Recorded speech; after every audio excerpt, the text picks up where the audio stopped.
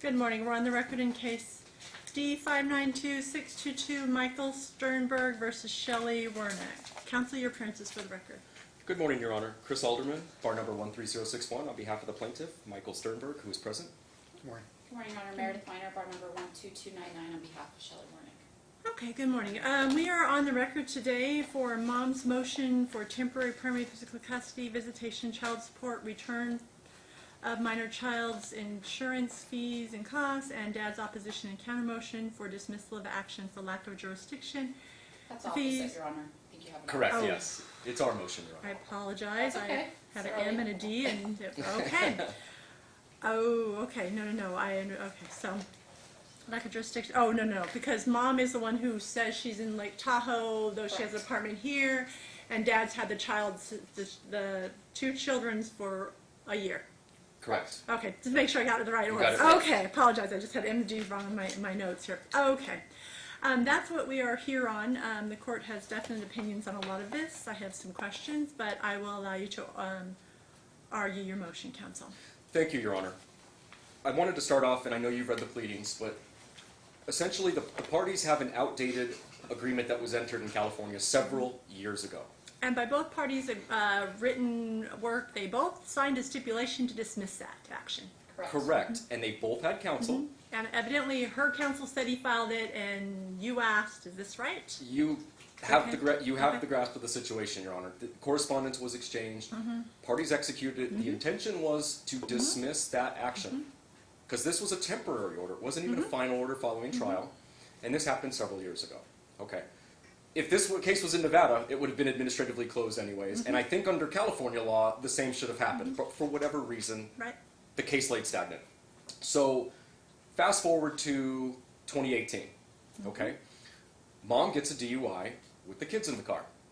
She's going through a rough stretch.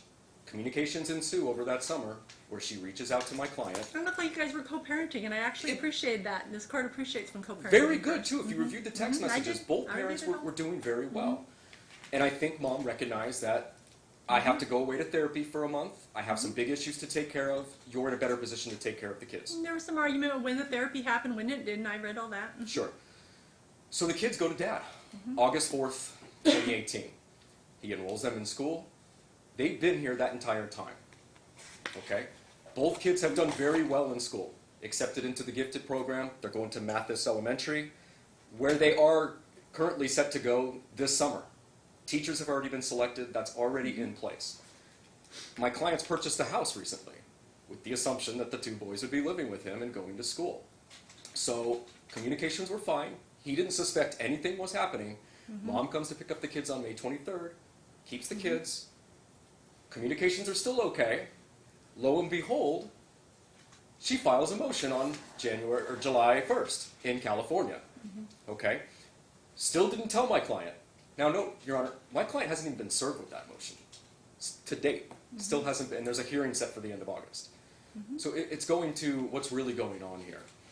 So my client's communicating via text message with Mom, asking, well, what are we going to do about the return? When are the boys coming back? She's dodging those questions, and instead focusing on a telephonic visitation. So July 7th comes, the day that the kids are supposed to be returned. Kids aren't coming back. Instead, he gets a letter from an attorney in California who says, the kids are not coming back. You need to agree to this agreement where Mom keeps the kids, and then you will have visitation. And at that point, my client is just completely taken aback. Did not expect this. He presumed everything was going as planned. Communication was open between the parties. If this was her intention, he assumed this would have been discussed well in advance. And at that point, on July 7th, her motion had already been filed with California and was sitting there for 6 days. They could have discussed this well in advance of that day of. And so communications ensued after. Essentially, my client has spoken to the kids sporadically, has not seen the kids. Your Honor, he has a vacation that he pre-planned, prepaid for that starts today with the kids. He's not going to be taking advantage of that. School starts August 12th, and here we are before you. So my argument is, first of all, I don't think California should have jurisdiction based on the dismissal of that case, the signed stipulation, even though it wasn't entered. But that was several years ago.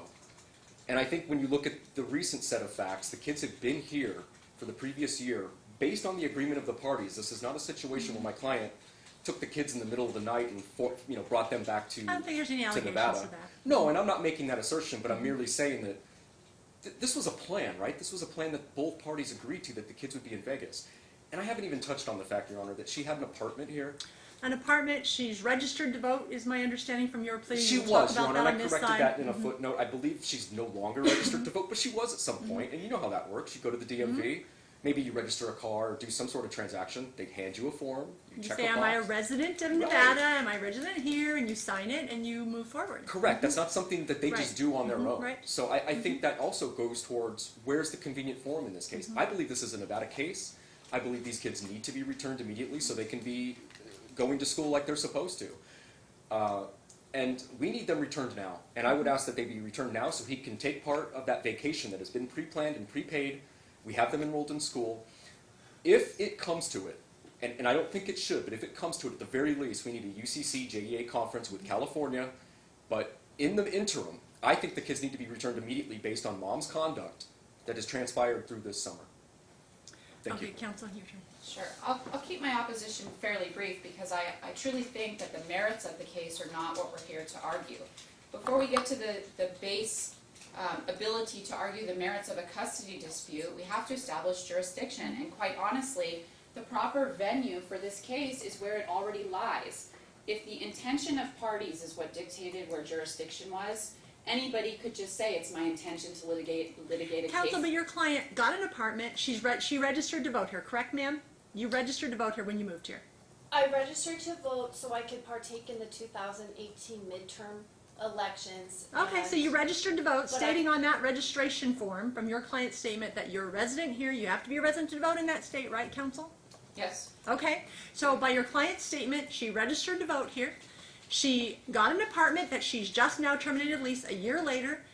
And so we need to have a UCCJA conference so I can talk to these. So That this part is the I problem. fully agree with. So this is the problem, Counsel. Your client did all these actions that say, I'm a resident in Nevada. She took affirmative action from what you're saying, just from your own statement, ma'am, that you registered to vote, because that's all provable. We're Yes, not Your trying to Honor, have I am registered to vote in California. Now That's you fine. are. And I Now did- you are. But when did you re-register to vote there after you, did you register to vote here for last year's interim elections, what you're saying? You moved here, you signed a paper that says, I certify I am a resident of the state of Nevada, correct? I filled out that form and You shortly signed it? thereafter I electronically, yes. Right. And I am currently registered to vote in California, pay taxes I understand, there. I showed up for understand, jury Mom, duty. this is the problem. This is the problem.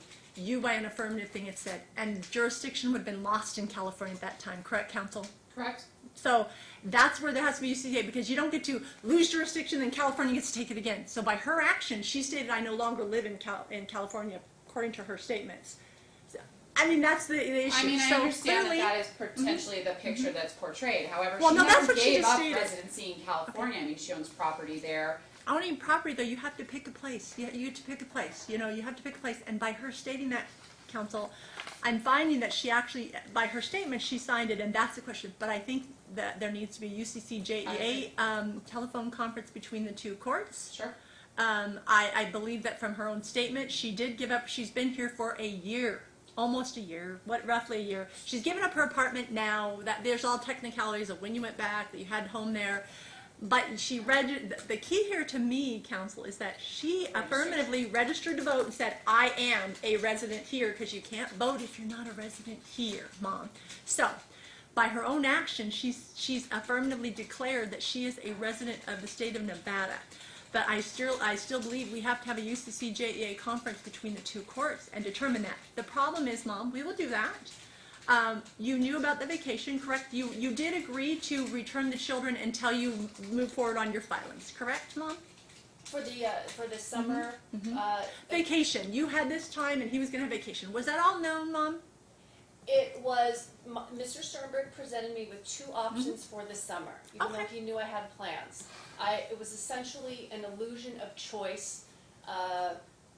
An illusion of choice. I guess Well, I'm not getting it. You're saying he said, here, I want vacation here, what do you want? And you had a couple of choices so you guys could all accomplish a vacation in the summer, right? He presented me with two choices. Okay. I felt coerced to choose one because getting into negotiations with him is lengthy, emotionally draining, and repetitive.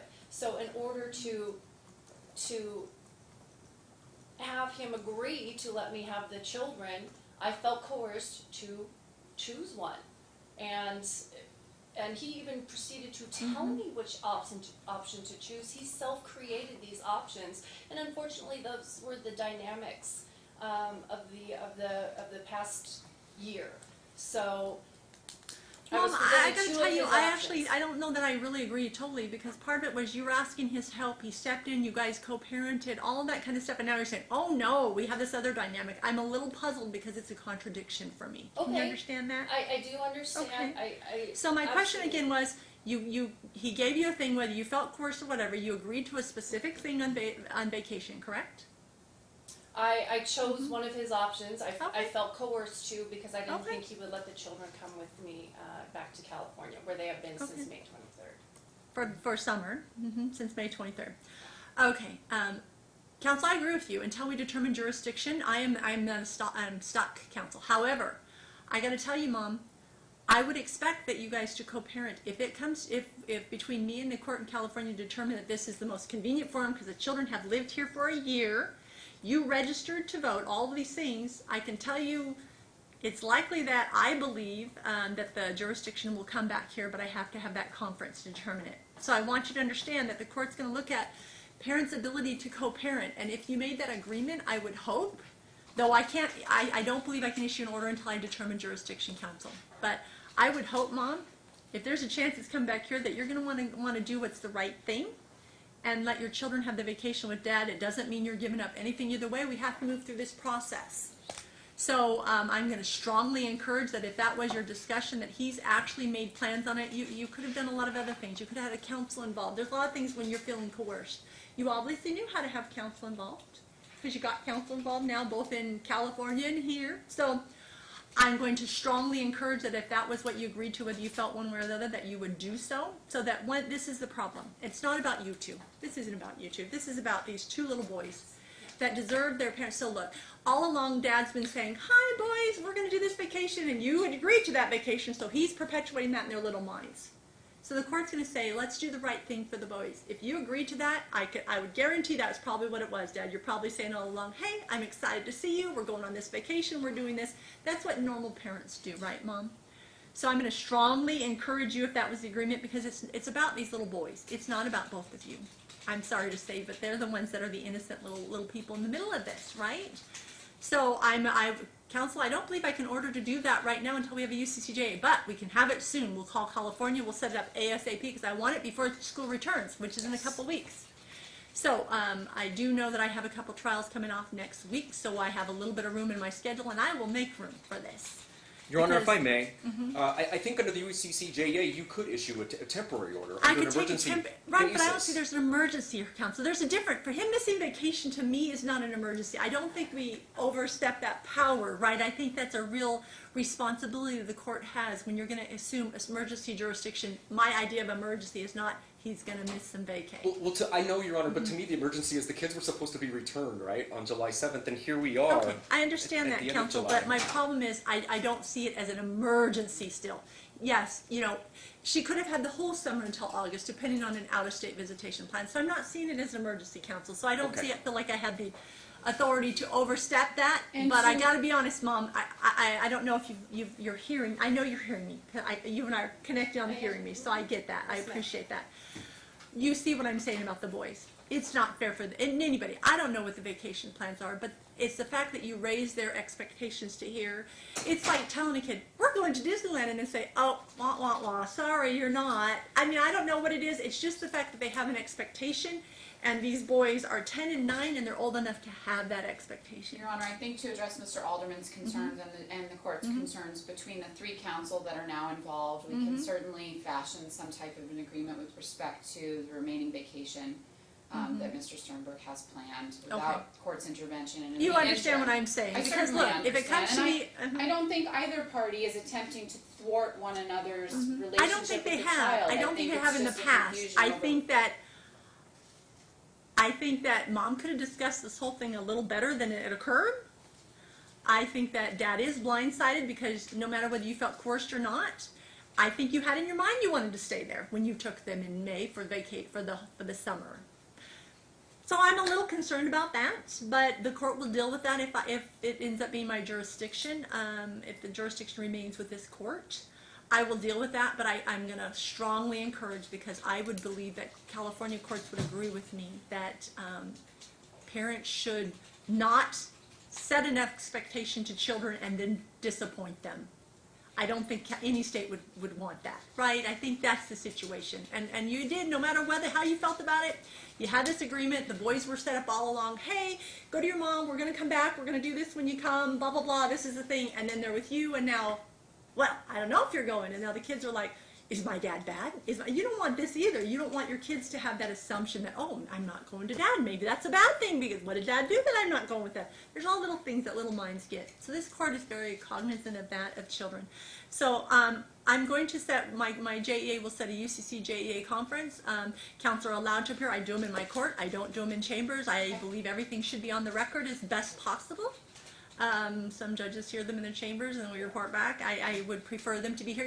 You don't have to come, but you can come. That's the situation. And it's a lot of times it's up to you guys whether you want your counsel to come, because guess what? They're charging you. All they sell is their time, and their time is valuable, and you're lucky to have good counsel here. So I will have my JEA set that as soon as possible. Hopefully we'll be able to set it next week. It'll depend on the California courts. Do I have any information? Do we have the information from the courts, counsel? I need a pleading or something in there that shows me a phone number for my JEA to call. I did attach it as exhibits. Okay, I just didn't print out the exhibits. JEA declaration. I mean, as you can see, my folder for my night reading is Sure, already and there's big a lot of enough. courts in California to reach out to. But There are. So if that's attached, I will refer my JEA to the exhibits, and then we will get that set up ASAP, Okay. and we'll notify you both, and then we'll move forward. I will expect you guys to notify California courts, because or the California courts to notify. I don't know what their requirements are there. Perfect. We'll notify you, but that you are who are before me. Sure. So that will be my order right now, and I would hope you guys will talk outside to come up to something to arrange. I mean, it doesn't change the fact we have to have a UCC JEA conference, Mom. It's not usurping any rights that you've exerted here, but I just want the boys to have a good summer with both of you. Okay, so that will be my, so we're just going to continue this over until the UCC JEA conference occurs, okay? Great. Thank you so much. Thank you, Judge.